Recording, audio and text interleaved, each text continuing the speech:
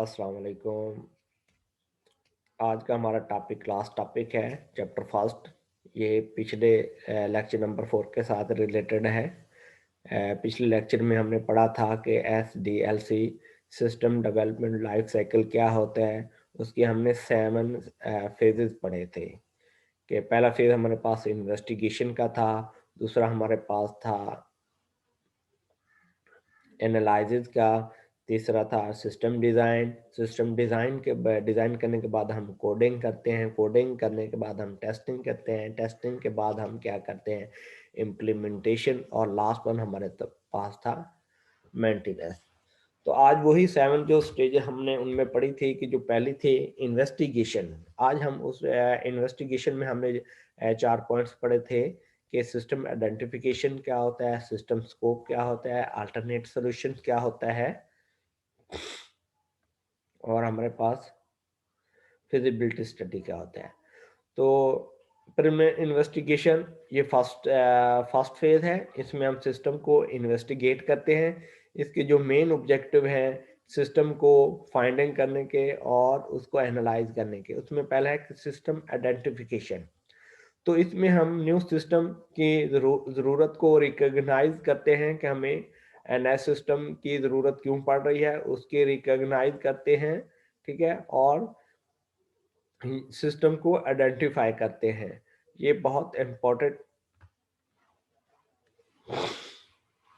ये हमारे पास बहुत इम्पोर्टेंट स्टेप होता है, क्योंकि पूरे का पूरा सिस्टम इसी सिस्टम के आइडेंटिफिकेशन और इसकी डेफिनेशन पर ही मुश्तमिल होता है। और आइडेंटिफाई करने के बाद हम सिस्टम का स्कोप देखते हैं कि इस सिस्टम का स्कोप क्या होगा जो हम सिस्टम बना रहे हैं। ठीक है, और इस चीज़ को भी देखेंगे कि ये किस तरह के तरीके से फाइनेंशियल और प्रैक्टिकल या टाइम प्रॉब्लम को किस तरह से रिड्यूस करके हम सिस्टम का स्कोप देखेंगे। जब सिस्टम का स्कोप देख लेते हैं फिर हम उसके अल्टरनेट सॉल्यूशन को देखते हैं कि ये जो सिस्टम हम बना रहे हैं इसका यही काम हम अल्टरनेटिव कितने तरीकों से कर सकते हैं ना। मतलब एक जिस तरह से हम देख रहे हैं ना कि एक क्वेश्चन करते हैं कि उसके डिफरेंट हम देखते हैं कि मेथड कौन-कौन से होते हैं। फिर मेथड देखने के बाद यानी कि जिस तरह आप मैथमेटिक्स में पहला देखते हैं कि जो क्वाड्रेटिक इक्वेशन को सॉल्व कैसे किया जाता है, बाय कंप्लीटिंग स्क्वायर या बाय फार्मूला बाय फैक्टराइजेशन, यानी कि ये डिफरेंट सॉल्यूशन आ जाते हैं। फिर उन सॉल्यूशन में हम देखते हैं कि कौन सा सॉल्यूशन हमारे लिए बेस्ट रहेगा। इसी तरह हम कोई भी जब सिस्टम को बना रहे होते हैं उस सिस्टम के डिफरेंट सॉल्यूशन देखते हैं। फिर उनमें हम डिफरेंट अल्टरनेटिव जो हमें सूट करता हो, जो हमारे कस्टमर क्लाइंट या सप्लायर वगैरह को सूट करते हो, हम उस पर काम करते हैं। फिर उसके बाद हम देखते हैं कि फिजिबिलिटी स्टडी क्या होती है। फिजिबिलिटी स्टडी में हम देखते हैं कि जो हम जिस सिस्टम को हमने प्रपोज किया है, क्या ये हमारी ऑर्गेनाइजेशन या हमारे क्लाइंट के लिए अफोर्डेबल भी है या एक्सेप्टेबल भी है। फाइनेंशियल, प्रैक्टिकल, सोशल या time constraint must be consider during this study. ये हम देखते हैं कि जो हम सिस्टम बना रहे हैं, ठीक है, क्या ये टाइम पर डिलीवर भी होगा, इस पर कॉस्ट कितनी आएगी, इस पर कोई प्रैक्टिकल या कोई सोशल इम्पैक्ट तो नहीं पड़ेगा। तो ये सारी चीज़ें किस चीज़ में आ जाती हैं, फिजिबिलिटी स्टडी में आ जाती हैं। इसके बाद प्लान करते हैं। प्लान क्या होता है कि जब हम फिजिबिलिटी स्टडी कर लेते हैं फिर उस सिस्टम को बनाने के लिए हम प्लान करते हैं कि कौन-कौन सी हमें चीज़ें ज़रूरत होंगी, किस-किस टाइम पर हमें किस चीज़ की ज़रूरत पड़ सकती है और इस सिस्टम को डेवलप करने के कौन सी स्टेज कैसे होगी। तो ये हमारे पास सारी चीज़ों का क्या आ जाता है, प्लान आ जाए। जिस तरह आप लोग स्टडी का प्लान करते हैं कि हम सुबह इतने बजे जागेंगे, इस टाइम पर इस सब्जेक्ट को टाइम देंगे, इस टाइम पे इस सब्जेक्ट को टाइम देंगे, इस टाइम पर हम खाना खाएँगे। तो ये सारी क्या चीज़ें होती हैं, पूरे दिन का जिस तरह आप स्टडी प्लान करते हैं, इसी तरह से जो हम सिस्टम बना रहे थे, इस तरह उसकी भी प्लानिंग की जाती है फिजिबिलिटी रिपोर्ट को देखकर। अच्छा, पहला ये स्टेप था हमारे पास के प्रिलिमिनरी इन्वेस्टिगेशन। उसके बाद हमारे पास नेक्स्ट स्टेज था सिस्टम एनालाइज़। एनालाइज़ में हम जब हमारे पास एक रिपोर्ट आ जाती है फिज़िबिलिटी रिपोर्ट, फिर हम एनालाइज़ करते हैं।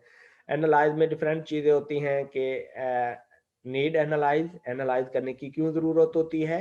क्योंकि इसमें हम तमाम सिस्टम के मैनेजर, यूज़र को देखकर उसकी तमाम रिक्वायरमेंट को क्या करते हैं, सम अप करते हैं। सम अप करने के बाद एनालिस्ट उसको एनालाइज करते हैं, क्या इस स्टेज में जौन-सी चीज़ें हमें रिक्वायरमेंट है, क्या वो सैटिस्फैक्टरी हैं या नहीं है।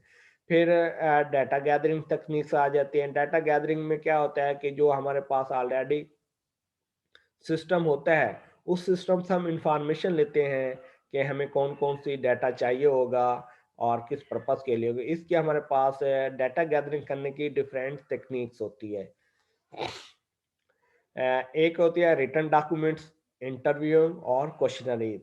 यानी कि एक तो ये होता है हम क्लाइंट या ऑर्गेनाइजेशन से क्या देते हैं कि आपका जो डाटा है आप हमें वो रिटन फॉर्म में दे दें। तो ये होता है। दूसरा होता है इंटरव्यू। तो इंटरव्यू में ये होता है कि जो डेवलपर होते हैं या सॉफ्टवेयर होते हैं या जो एनालिस्ट होते हैं वो डायरेक्ट उस ऑर्गेनाइजेशन में जाते हैं और जो उस सिस्टम पर काम कर रहे होते हैं, जो ऑलरेडी काम होते हैं, कस्टमर के साथ इंटरव्यू करते हैं। इंटरव्यू करने से ना वो उस सिस्टम के लिए ना डाटा कलेक्ट करते हैं। उसके बाद तीसरा इसकी टेक्निक्स ये होती है क्वेश्चनरीज। मतलब आप कोई क्वेश्चननामा भेज देते हैं कि ये चीज़ें क्या हैं, तो उनके वो आंसर कर देते हैं, तो ये भी डाटा कलेक्ट करने की टेक्निक। तो ये बहुत इंपॉर्टेंट टेक्निक्स होती है कि डाटा गैदर यानी कि डाटा को किस तरीके से कलेक्ट किया जाता है। इसकी 3 चीज़ों से कलेक्ट किया जा सकता है। रिटन डॉक्यूमेंट्स में किया जा सकता है, आपको पता होना चाहिए, इंटरव्यू और क्वेश्चनरी, यानी कि 3 डिफरेंट मेथड से हमको डाटा को कलेक्ट कर सकते हैं। फिर उसके बाद ये ऑब्जर्वेशन है। ऑब्जर्वेशन क्या होती है? ये भी डाटा कलेक्ट करने का है, यानी कि आप जाकर देखते हैं और इस सिस्टम को खुद से समझने की कोशिश करते हैं कि ये कैसा वर्क कर रहा है, इसमें लोग किस तरह से, यानी कि जिस तरह हम अगर किसी चीज़ को देखते हैं ना, किसी पंचर लगाने वाली दुकान पे जाते हैं तो हम देख रहे होते हैं यानी कि ये किस तरीके से का पंचर लगा रहा है, या हम किसी सैलून पर या किसी हमाम पे जाते हैं तो वहां पर भी हमें पता चलता है, यानी कि चीज़ों को ऑब्जर्व करके हम वर्किंग को वॉच करके देखना कि किस तरीके से ये काम होता है। ये 4 डिफरेंट में हमारे पास चीज़ें आ जाती हैं जिससे हम डाटा को कलेक्ट कर सकते हैं। 5वां भी है कि सैंपलिंग, कि हम लार ऑर्गेनाइजेशन में इन्वॉल्व मैनी पीपल, हम जो सिस्टम न्यू बना रहे हैं उसमें से कुछ ऑर्गेनाइजेशन के लोगों को भी शामिल कर दें, ताकि वो साथ साथ हमारी हेल्प करते रहेंगे, हमें इस चीज़ की ज़रूरत है, इस चीज़ की ज़रूरत नहीं है। तो ये इस तरीके से भी।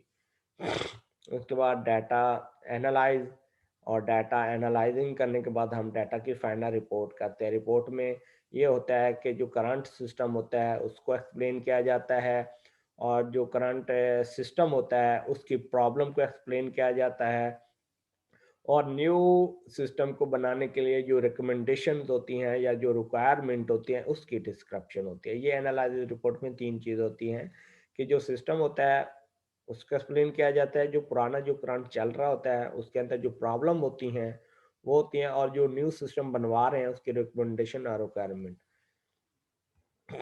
इसी इसके बाद हमारे पास जो फेज़ आता है डिज़ाइनिंग। डिज़ाइनिंग में 2 चीज़ें होती हैं कि जो डिज़ाइन किया जाता है, सिस्टम बना रहे हैं, उसका लॉजिकली डिज़ाइन किस तरह होगा और फिज़िकली डिज़ाइन किस तरह से होगा। Logical design describe the functionality capability of new system, कि वो न्यू सिस्टम के अंदर जो हम फंक्शन ऐड कर रहे हैं उसकी डिज़ाइनिंग होगी, सिस्टम की रिक्वायरमेंट के कौन-कौन से मेजर इनके कंपोनेंट होंगे और कौन से टूल्स यूज़ होंगे, कि हम जिन टूल्स को यूज़ करके इन फंक्शनैलिटीज़ को बनाएँगे। और फिज़िकली डिज़ाइन क्या होता है? फिज़िकली ये होता है कि जो हम न्यू सिस्टम बना रहे हैं उसके लिए कौन से चीज़ें चाहिए होंगी, आउटपुट रिक्वायरमेंट कैसे होगी, मतलब हमने अगर उस सिस्टम की आउटपुट दिखानी है तो क्या हमें उस चीज़ के लिए प्रोजेक्टर की ज़रूरत होगी, या हमें मॉनिटर की ज़रूरत होगी, या स्पीकर्स की ज़रूरत होगी, इनपुट डाटा को इनपुट करने के लिए कौन सी चीज़ें चाहिए होंगी, स्टोरेज के लिए कितनी कैपेसिटी चाहिए, रिक्वायरमेंट। तो ये सारी चीज़ें क्या आ जाती है, फिजिकल डिज़ाइन में आ जाती है। इसके बाद रिपोर्ट बना दी जाती है। फिर हमारे पास जो कोडिंग आ जाती है। कोडिंग के बाद हमारे पास टेस्टिंग आती है। टेस्टिंग में हमने देखा कि एक यूनिट टेस्टिंग होती है और एक सिस्टम टेस्टिंग। टेस्टिंग 2 तरीकों से की जाती है, यूनिट टेस्टिंग और सिस्टम टेस्टिंग। यूनिट टेस्टिंग ये होता है कि अगर आपने सिस्टम का एक मॉड्यूल बनाया है तो उस एक मॉड्यूल को टेस्ट कर लेना। फिर दूसरा मॉड्यूल बनाया, दूसरे मॉड्यूल को टेस्ट कर लिया, तीसरा मॉड्यूल बनाया, तो तीसरे का टेस्ट कर लिया, कि इंडिविजुअल एक-एक मॉड्यूल का जो टेस्टिंग होती है उसको हम कहते हैं यूनिट टेस्टिंग। और सिस्टम टेस्टिंग क्या होता है कि जब हम डिफरेंट मॉड्यूल बना लेते हैं, उनको कंबाइन करते हैं, कंबाइन करने के बाद वो एक सिस्टम बन जाता है, उस कंप्लीट सिस्टम की जो टेस्टिंग होती है उसको हम क्या कहते हैं, सिस्टम टेस्टिंग। इसके बाद हमने पढ़ा था कि इम्प्लीमेंटेशन, इम्प्लीमेंटेशन में मैंने बताया कि parallel conversion, pilot conversion, phase conversion और डायरेक्ट कन्वर्जन। कन्वर्जन मतलब इम्प्लीमेंटेशन। पैरेलल क्या होती है? पैरेलल मैंने पिछले लेक्चर में भी बताया है। पैरेलल में एक जो करंट आप लोगों का सिस्टम होता है वो भी वर्क कर रहा होता है, ठीक है? और उसके साथ आप एक न्यू सिस्टम भी साथ इम्प्लीमेंट कर देते हैं कि दोनों सिस्टम पैरेलल एक साथ काम कर रहे होते हैं, ठीक है? तो जैसे ही हमारे पास नया सिस्टम पूरा वर्क में आ जाता है, उसमें कोई एरर नहीं आता, तो फिर हम पुराने सिस्टम को रिमूव कर देते हैं और न्यू सिस्टम पर सारा काम शिफ्ट कर लेते हैं। पायलट कन्वर्जन, इसमें हम one part organization use new system and the rest organization run old system. इसमें पायलट इम्प्लीमेंटेशन, इम्प्लीमेंटेशन का लफ्ज़ भी यूज कर सकते हैं। इसमें ये होता है कि कुछ काम आप न्यू सिस्टम पर कर रहे होते हैं और कुछ काम क्या कर रहे होते हैं, पुराने सिस्टम पर काम कर रहे होते हैं। पर और उसके बाद हमारे पास थर्ड वन आ जाए फेज कन्वर्जन। फेज में ये होता है कि आप कोई सिस्टम बना रहे हैं ना कोई, तो उसका एक हिस्सा आप पहले इम्प्लीमेंट कर देते हैं, जब वो कामयाब हो जाए तो फिर उसका दूसरा हिस्सा इम्प्लीमेंट कर देते हैं। यानी कि फेज में स्टेप बाय स्टेप आप न्यू सिस्टम को क्या करते हैं, इम्प्लीमेंट करते हैं। डायरेक्ट इम्प्लीमेंटेशन क्या होती है? डायरेक्ट में ये होता है कि पुराने को निकाला और न्यू का न्यू, सारे का सारा आपने क्या कर दिया, इम्प्लीमेंट कर दिया। तो ये डिफरेंट इम्प्लीमेंटेशन के हमारे पास था। बस आज का हमारा बस यही टॉपिक था। ये हमारा जो फोर्थ लेक्चर था और आज वाला, ये दोनों कंबाइंड लेक्चर्स हैं। ये आप लोगों ने नेक्स्ट जो आप लोगों का होगा इस चीज़ का टेस्ट होगा, what is SDLC, describe it's complete description. तो ये दोनों लेक्चर का आप मुझे नेक्स्ट आप लेक्चर में आप मुझे टेस्ट देंगे। ओके, अल्लाह हाफिज़।